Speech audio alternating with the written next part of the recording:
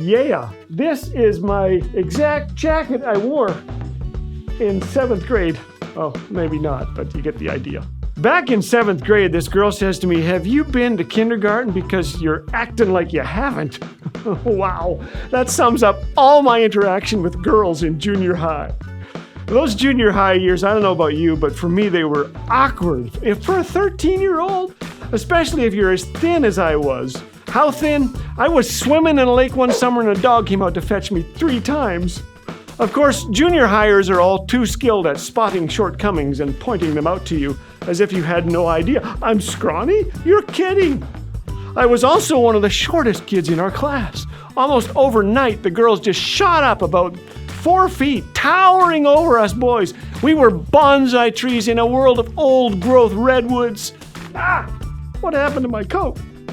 Junior high stuff got swiped. If ever you needed a sense of humor, this was the season. Junior high. I was teased about everything. Clothes, haircut, pimples, a bicycle which was my sister's. I was even badgered about my father's car. He was a Ford guy. We had a maroon station wagon roughly the size of the Titanic. I think it came with a foghorn and 3 tugboats. Most of my friends drove around in GMs and Chryslers, and one day Radine Keller, I think it was, found a Reader's Digest with acronyms for Ford, F-O-R-D, in the joke section. "Your dad drives a Ford," he said at recess, as every guy in our class stood within earshot. "Ford," he said, "found on road dead."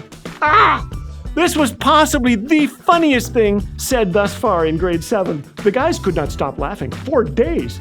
Then Radine added, "Ford, fix or repair daily."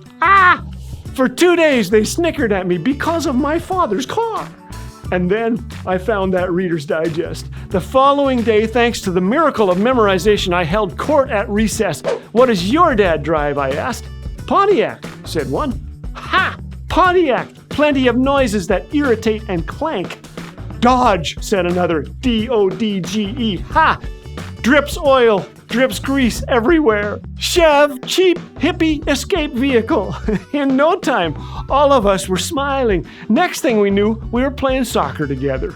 Junior high. Cars didn't seem nearly as important as joining together to beat the 8th graders. I'm sure the great car debate resurfaced at some point, but I don't remember it being such a big deal ever again. It reminds me of things that believers in Jesus quarrel over today. Differences that seem so huge right now that we forget how much we share in common. Most importantly, a Savior who humbled himself and calls us in Ephesians 4:3 to, quote, "make every effort to keep the unity of the Spirit through the bond of peace." In 1722, a group of Christians persecuted and driven from their homes found refuge on the estate of a German count. They were soon divided by differences of doctrine and practice, but gathering for communion, they were led to focus on what united them rather than what drove them apart. This sparked a historic revival, a 24/7, 100-year prayer meeting. And from there, the news of Jesus spread around the world. What unites us is far more important than differences that threaten to divide us. This unity comes only from the grace, power, and love of the one who calls us to it. I spoke somewhere telling of my parents who were about 40 when I was born. 2 ladies came up to me after. They were upset. They were clearly disagreeing.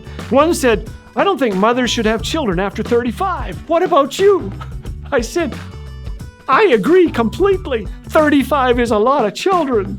Well, they began to laugh, and away they went, focusing on what united them. I believe that they drove away together in a small Italian car, a Fiat, which I recall from those grade 7 days stands for "Fix It Again, Tony." Subscribe or the duck gets it.